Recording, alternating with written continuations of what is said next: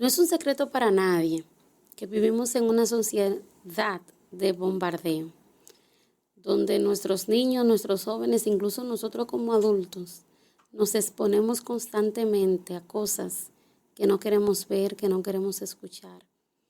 Muchos creen que esto no afecta de manera positiva o negativa nuestra vida.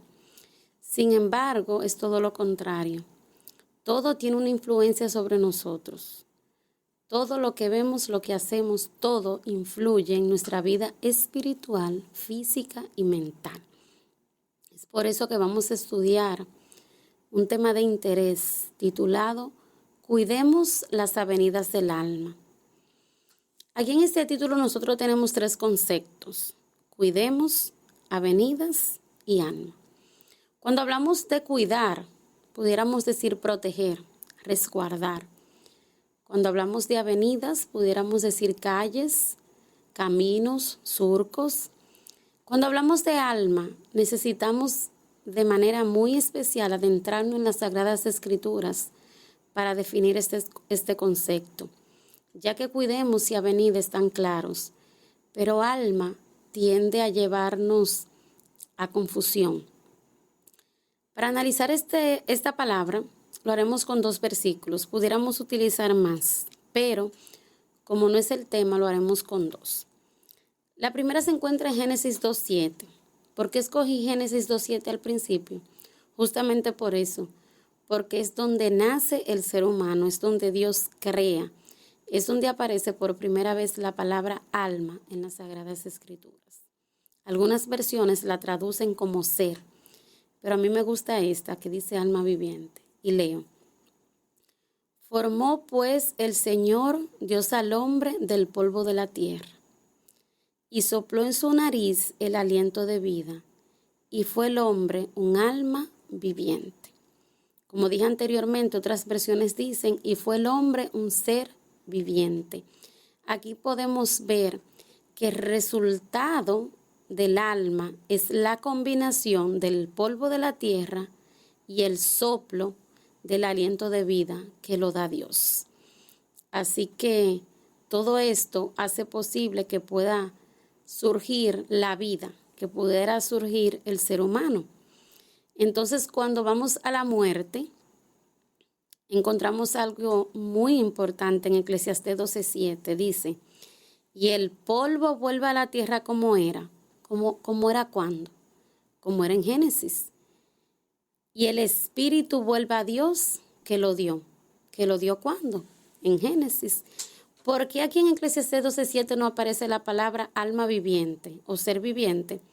Bueno, porque mientras en Génesis es el resultado de la vida, en Eclesiastés lo que hablamos es de la muerte. Por lo tanto, cuando muere una persona, desaparece el alma, porque el alma es la combinación, es el resultado de sumar aliento de vida y polvo de la tierra. Muy bien, para adentrarnos ya en lleno en nuestro estudio sobre cuidemos las avenidas del alma, es necesario una cita bíblica fenomenal. Una cita bíblica que con ella pudiéramos quedarnos hasta acá, pero continuaremos, ¿verdad?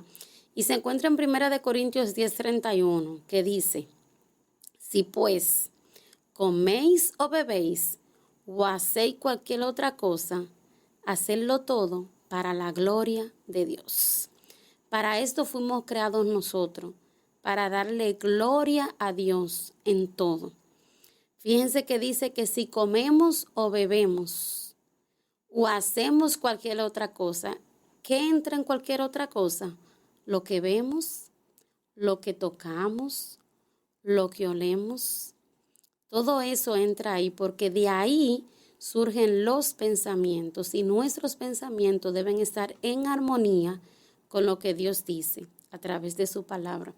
Así que si nosotros queremos darle la gloria y la honra al que se la merece, que es Cristo Jesús, debemos comer, beber y todo lo que hacemos, hacerlo para Él.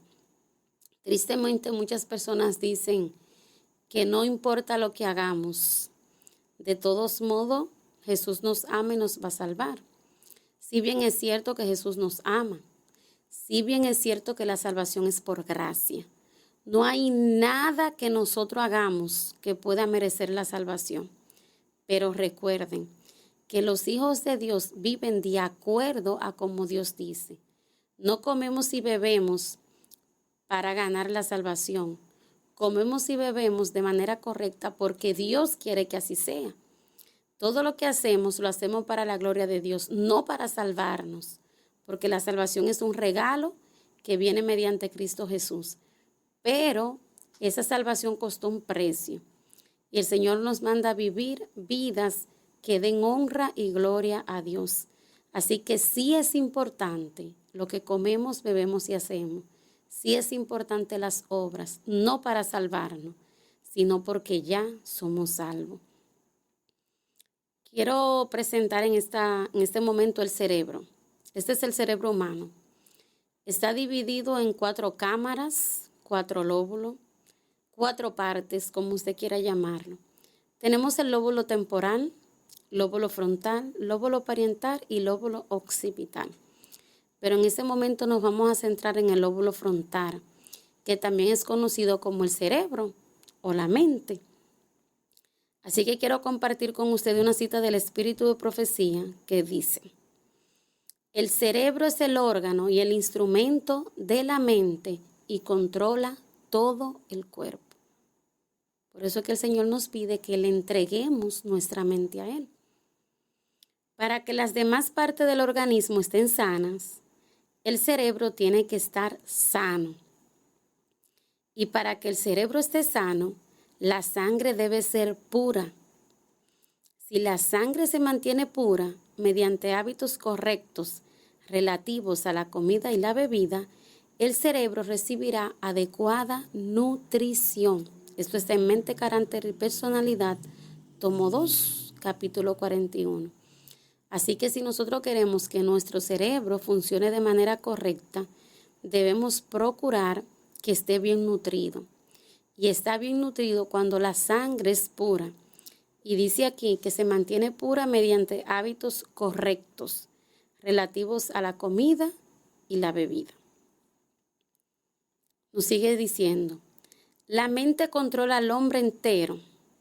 Todos nuestros actos, buenos o malos, tienen su origen en la mente. Es la mente la que adora a Dios y nos une con los seres celestiales. Fíjense qué importante. Cuando nosotros mantenemos nuestra mente en armonía con la palabra de Dios, en armonía con lo que dice el Señor, entonces nuestra mente se une con los seres celestiales.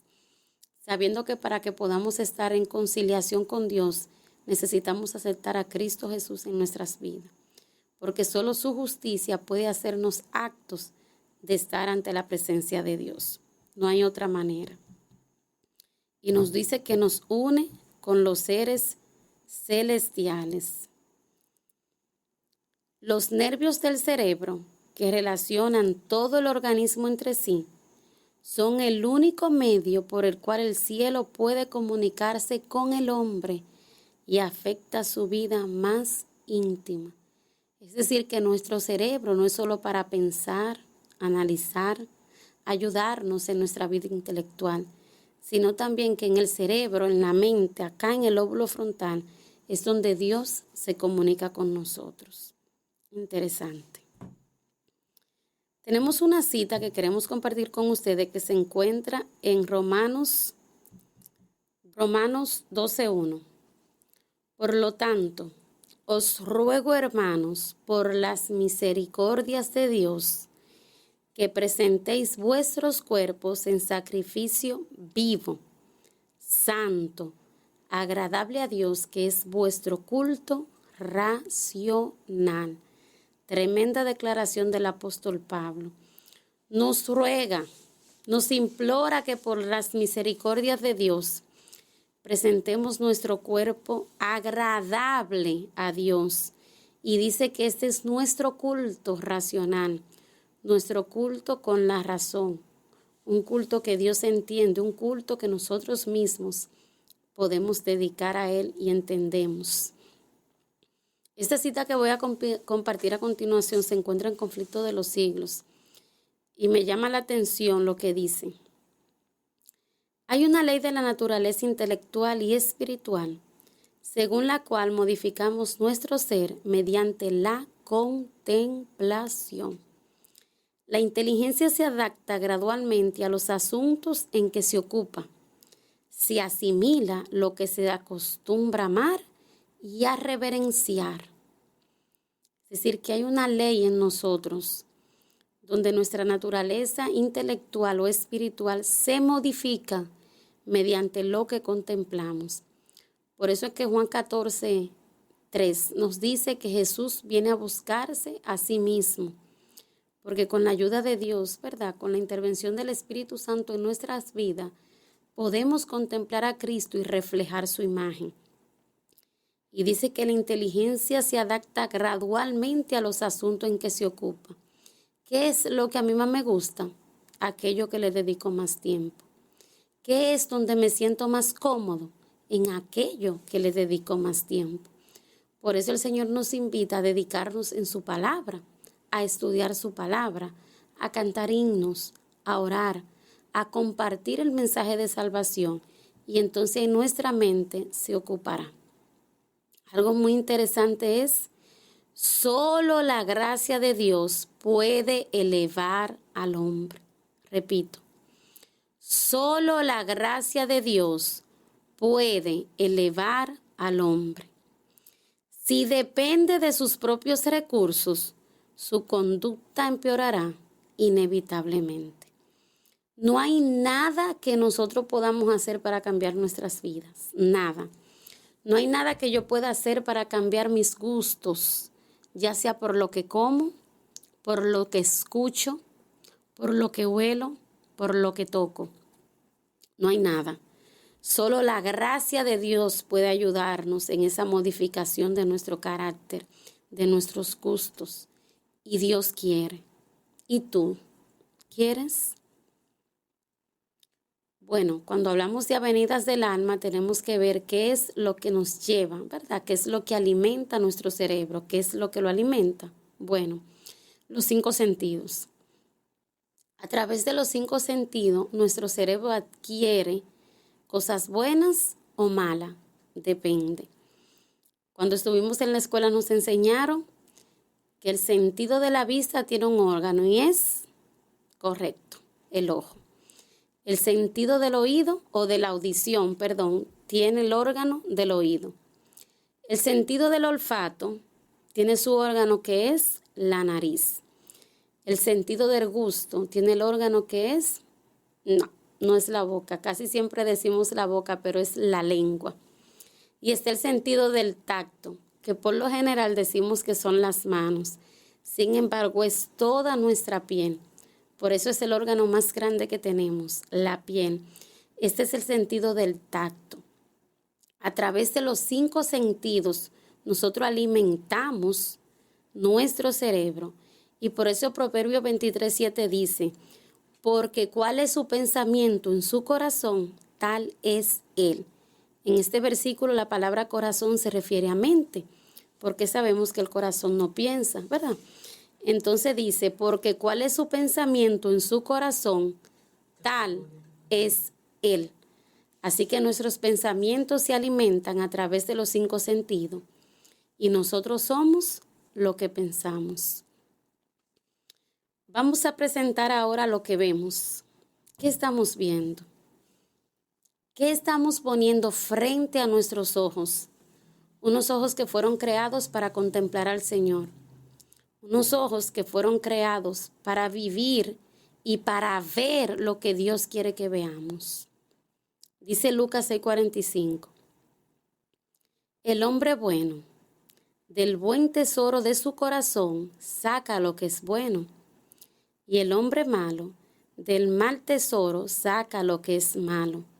Porque de la abundancia del corazón, habla la boca. Lo que nosotros tenemos en nuestra mente, lo que nosotros vemos, de eso hablamos. Y es muy fácil usted hacerse un autoanálisis. Pregúntese, ¿de qué hablo más? ¿En qué me deleito más? ¿A qué constantemente yo le quiero dedicar más tiempo? Entonces ahí usted podrá darse cuenta cómo está su relación con el Señor. En el momento en que el ojo se aleja de Jesús, se ve la oscuridad, se palpa la oscuridad, porque únicamente Jesús es luz, vida, paz y seguridad eterna. Si tu ojo es bueno, todo tu cuerpo estará lleno de luz. Eso lo dice Mateo 6, 22 y 23. Si tu ojo es bueno, todo tu cuerpo estará lleno de luz. ¿Y qué significa tener un ojo bueno? Es tener disposición para contemplar a Cristo, porque mediante la contemplación somos transformados de gloria en gloria y de carácter en carácter. Eso es tener un ojo bueno, tener la disposición, ese querer que pone el Señor en nosotros, de amar, de disponernos a contemplar a Cristo. Dice aquí que mediante esa contemplación somos transformados. Los discípulos cuando llegaron por primera vez a Antioquía, le llamaron cristianos. ¿Por qué? Porque en su rostro, en su caminar, en su hablar, reflejaban a Cristo. Hoy nosotros decimos que somos cristianos, pero estamos muy lejos del ideal que Cristo quiere para nosotros. Comemos como el mundo, vestimos como el mundo, hablamos como el mundo, vemos lo que el mundo ve, escuchamos lo que el mundo ve, y no hay una diferencia entre si somos de Cristo o no lo somos.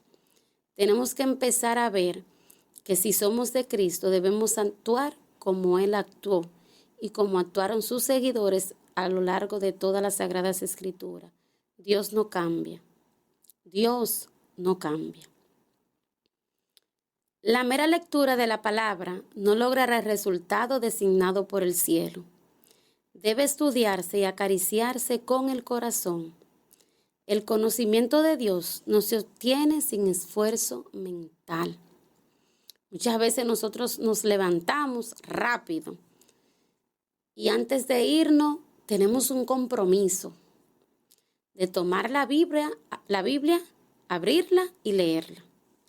Y creemos que como ya hemos leído, ya cumplimos con ese requisito que teníamos de estudiar la Biblia antes de salir. Sin embargo, eso no es estudiar. Eso es mera lectura. Y esto no nos alimenta. Es como usted sentarse y comerse una comida rápido. Su cuerpo no la asimila igual porque no masticó. Entonces, cuando nosotros no masticamos, cuando no saboreamos lo que dice las Sagradas Escrituras, cuando no podemos deleitarnos en lo que dice este versículo, aunque sea un versículo, aunque sea uno. Tome, por ejemplo, Josué 1:9. Mira que te mando que te esfuerces y seas valiente. No temas ni desmayes, porque Jehová tu Dios estará contigo donde quiera que vayas. Quédese con ese versículo. Piense en ese versículo. Imagínese que el Señor se lo está diciendo a usted, no a Josué. Y cada momento de su día, cada circunstancia, cada decisión que va a tomar, póngala en las manos de Dios. No se dé por vencido, sino que recuerde, wow, debo esforzarme y ser valiente, porque Dios estará conmigo. Y si esa empresa que usted va a emprender, Dios está con usted, siga adelante. Sobre todo la empresa cristiana, el nosotros emprender, estudiando la Biblia, cantando himnos de esa música que Dios le agrada, orando, compartiendo este hermoso mensaje de salvación. El mundo está próximo a acabarse. Hay muchas personas que están muriendo sin Dios y sin esperanza. Y nosotros estamos cómodos en nuestros hogares, en nuestro trabajo, en nuestro círculo, y no nos preocupamos por esas personas. Eso no es cristianismo. Todo el que se bautiza, todo el que nace para servir al Señor se convierte en misionero. Debemos estudiar con diligencia la Biblia, pidiéndole a Dios la ayuda del Espíritu Santo para que podamos entender su palabra. Un grave error que solemos cometer es sentarnos a estudiar la Biblia sin ni siquiera orar. Tenemos que orar. En nosotros no hay ninguna capacidad para entender lo que el Señor nos quiere decir. Pero si clamamos la promesa, si pedimos al Espíritu Santo que nos ayude a entender, que nos capacite, que nos ayude a ver lo que Dios quiere que veamos y no lo que nosotros entendemos que debe ser así. Porque a veces ponemos palabras en la Biblia que ni siquiera están, simplemente porque la escuchamos o porque decidimos, ¿verdad?, leer a nuestra conveniencia. Oremos siempre antes de estudiar. Pidamos la ayuda del Espíritu Santo para que nos guíe en ese estudio que vayamos a hacer. No nos quedemos con esta cita, busque otra que le pueda complementar. La Biblia tiene concordancia, es un poquito allá y un poquito aquí. Y así el Señor unirá sus ideas y la pondrá en nuestras mentes de manera clara. Pero tenemos que estudiar con tiempo. Tenemos que dedicarle al Señor tiempo y tiempo de calidad. Deberíamos tomar un versículo y concentrar la mente para descubrir el pensamiento que Dios encerró en este versículo para nosotros y luego meditar en ese pensamiento hasta hacerlo nuestro. Así sabremos qué dice el Señor, como el ejemplo que les ponía con Josué 1:9. Tomar ese versículo y hacerlo mío. El Señor me está diciendo, mira que te mando que te esfuerces, Natalie, sé valiente. Entonces, cuando tomamos ese versículo y lo hacemos nuestro, vemos grandes maravillas. Solo los que hayan estudiado diligentemente las Escrituras y hayan recibido el amor de la verdad en sus corazones, serán protegidos de los poderosos engaños que cautivarán al mundo. Merced al testimonio bíblico, descubrirán al engañador bajo su disfraz. Vivimos en un mundo de engaño, un mundo de traiciones, un mundo de sinsabores, un mundo donde te aparentan algunas personas que quieren tu porvenir, pero es lo contrario, buscan el suyo propio. Si nosotros nos mantenemos unidos a Cristo, estudiando las Sagradas Escrituras, vamos a poder descifrar esos engaños. Y no hablo de engaño solamente en lo común, en lo secular, sino también engaño a nivel espiritual, a nivel doctrinal, a nivel religioso, donde una persona cree en otra cosa, y esas creencias no están basadas en las Sagradas Escrituras. La Biblia nos dice qué creer y cómo creerlo. La Biblia nos explica, pero tenemos que sacar el tiempo para estudiarlo. Tenemos que hacerlo bajo oración, con humildad, no queriendo leer lo que yo creo, sino queriendo escuchar lo que Dios tiene que decirme, aunque no me guste, pero sí escucharlo. El tiempo de prueba llegará para todos. Por medio de la criba de la tentación, se reconocerá a los verdaderos cristianos, porque en la prueba, en la crisis es donde se revela el carácter. Cuando lleguen esas fieras tentaciones es que se va a saber de qué estamos hechos. Cuando lleguen las tentaciones es que nos vamos a dar cuenta qué somos y a quién hemos contemplado, qué hemos estado mirando, a quién le hemos puesto nuestros ojos o a qué. Entonces ahí nos vamos a dar cuenta. Y termino con esas dos preguntas. ¿Se sienten los hijos de Dios actualmente bastante firmes en la palabra divina para no ceder al testimonio de sus sentidos? Esto no se trata de que porque yo lo vi es así, porque yo lo escuché es así, no porque yo lo sentí. Los sentidos son importantes, pero por sobre todo debe estar la palabra de Dios. Esta debe ser nuestra guía. Las Sagradas Escrituras nos tienen que decir a nosotros si es así o no es así. No importa que sintamos o no sintamos. Lo importante es tener la experiencia con el Señor. Segunda pregunta. ¿Se atendrán ellos, es decir, tú y yo, en semejante crisis a la Biblia y a la Biblia sola? Jesús siempre respondía con un escrito está. y respondió con un escrito está y venció con un escrito está para enseñarnos a nosotros que también podemos, que también todo lo podemos en Cristo que nos fortalece, que el Señor es nuestra luz, es nuestra esperanza, es nuestro pronto auxilio en las tribulaciones. Aferrémonos a Jesús. Dios te bendiga. Te invito a ver la segunda parte de esta interesante serie. Cuidemos las avenidas del alma.